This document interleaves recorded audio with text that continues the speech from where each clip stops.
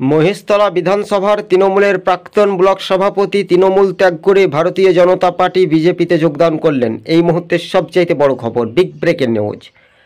মহেশতলা বিধানসভায় বিজেপির কার্যত ২৬-এর নির্বাচনের আগেই বড় জয় বা বড় শক্তি বলা যেতে পারে।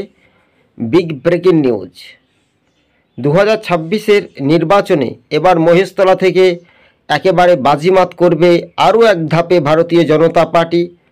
মহেশতলা বিধানসভার যিনি প্রাক্তন ব্লক সভাপতি সরাসরি তৃণমূলকে গুড বাই জানিয়ে ভারতীয় জনতা পার্টি দলে যোগদান।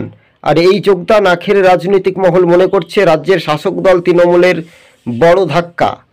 কেননা এবার তৃণমূল ক্ষমতায় আসতে পারবে না ২০২৬-এ, কিন্তু বাংলাতে শান্তি অবাধ সুষ্ঠু পরিবেশে ২০১১ সালের মতো ভোট চাই, এমনটাই প্রতিক্রিয়া দিচ্ছে ভোটাররা। মহেশতলা বিধানসভায় ফের বিজেপিতে যোগদানের